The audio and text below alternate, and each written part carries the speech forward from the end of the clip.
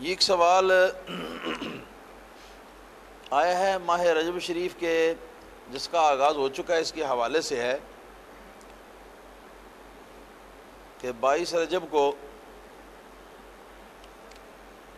یہ کئی لوگ جو ہیں یہ کنڈوں پر فاتحہ کرتے ہیں، کنڈوں پر، اور یہ تو اس کا نام ہے، لیکن ہوتا عام طور پر یہ ہے کہ کچھ مقدار مقرر ہے سوجی کی اور چینی کی اور باقی اشیاء کی، تو اس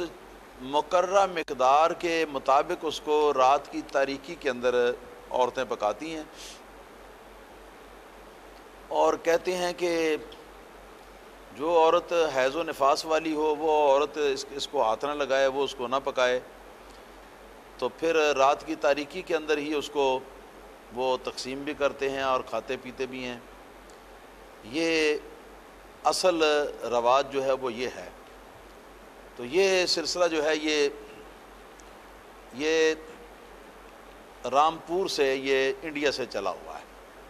وہاں کے شیعوں نے یہ سلسلہ جو ہے یہ چلایا تھا۔ چونکہ 22 رجب کو مشہور صحابی رسول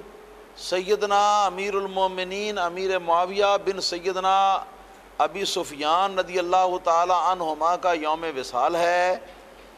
اور اس دن 12 اماموں میں سے خاص طور پر یہ کہتے ہیں کہ امام جعفر صادق کی یہ فاتحہ یا ان کی نیاز ہے۔ امام جعفر صادق رضی اللہ تعالیٰ عنہ کی زندگی کا کوئی اہم واقعہ اس دن کے ساتھ متعلق نہیں، نہ ان کی اس دن میں پیدائش ہوئی ہے، نہ ان کی اس دن میں وفات ہوئی ہے، نہ کوئی اور اہم واقعہ ہے، مگر یہ کہتے ہیں کہ ہم ان کی فاتحہ دلاتے ہیں، ان کی نیاز دلاتے ہیں۔ یہ اصل میں یہ شیعوں نے یہ اپنے ایک ایذا رساں ذہن اور ایذا رساں مذہب کی بنیاد پر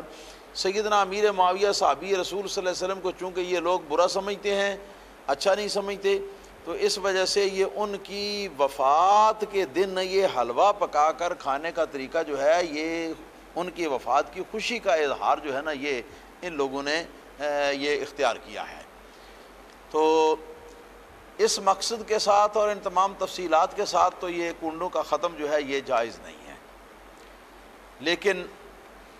ہمارے یہاں اہل سنت و جماعت کے مذہب میں فاتحہ کسی بھی بزرگ کی کسی بھی تاریخ کے اوپر کرنی جائز ہے، تو اس کے اندر فاتحہ کے اندر یہ کوئی شرط لازمی نہ سمجھنی چاہیے ہوگی کہ بھئی فلاں چیز اتنی ہو ضرور، اگر اتنی نہ ہوگی تو فاتحہ نہ ہوگی، فلاں چیز اتنی ہو اور اندھیرے میں پکے تو فاتحہ ہوگی، روشنی میں پکے تو فاتحہ نہیں ہوگی، اندھیرے میں کھائے گا تو فاتحہ ہوگی ورنہ فاتحہ نہ ہوگی، اور فلاں فلاں جتنی شرطیں ہیں، یہ ساری کی ساری شرطیں جو ہیں یہ صرف ایجاد ہیں شیعہ حضرات کی، ان لوگوں نے یہ شرطیں جو ہیں یہ ڈالی ہوئی ہیں اس میں، اور چھپ چھپا کر یہ حلوہ کھانے کا ایک ذریعہ ہے، چونکہ سنیوں کے غیظ و غضب سے یہ ڈرتے ہیں کہ سنیوں کو پتہ چلے گا حضرت امیر معاویہ کی وفات کا یہ حلوہ کھاتے ہیں تو سنی ان کے اوپر معاملہ ٹائٹ کریں گے، تو اس وجہ سے وہ انہوں نے چھپا کر کے یہ سلسلہ جو ہے یہ رکھا ہے۔ لیکن ہمارے یہاں ہمارے مذہب کی کتابوں میں یہ لکھا ہوا ہے کہ 22ویں رجب شریف کو یا 23ویں کو یا 24ویں کو یا 21ویں کو یا 20ویں کو کسی بھی دن اگر فاتحہ ان شرائط کا لحاظ کیے بغیر کوئی آدمی فاتحہ دلاتا ہے، کسی بھی بزرگ کی فاتحہ مثلا امام جعفر صادق کی فاتحہ دلاتا ہے یا کسی اور بزرگ کی فاتحہ دلاتا ہے، اور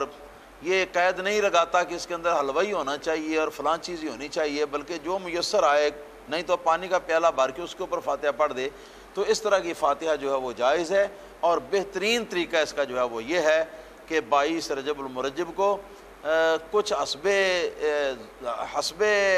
استطاعت کھانا وغیرہ جو ہے وہ تیار کر لیے جائے، شیعوں کی پابندیوں کو ملحوظ نہ رکھا جائے، اپنی مرضی سے چاہے دال روٹی پکا لی جائے یا سالن روٹی پکا لیا جائے یا کوئی چیز بھی، اور اس کے اوپر عظیم صحابی رسول حضرت سیدنا امیر معاویہ رضی اللہ تعالیٰ عنہ کے جن کے وصال کی وہ تاریخ ہے ان کی فاتحہ دلائی جائے، اور ان کے ساتھ ساتھ ائمہ اہل بیت جو ہیں ان کی بھی فاتحہ جو ہے وہ دی جائے۔ اس طریقے سے ثواب بھی ان کو پہنچ جائے گا، ایک نیک عمل بھی ہو جائے گا، اور ہم گناہ سے بھی بچ جائیں گے اور شیعہ کی مشابہت سے بھی بچ جائیں گے۔ شیعہ حضرات نے یہ سلسلہ شروع کیا ہے اور اس کو بڑھاتے چلے جا رہے ہیں، خاص طور پر عورتوں کے اندر،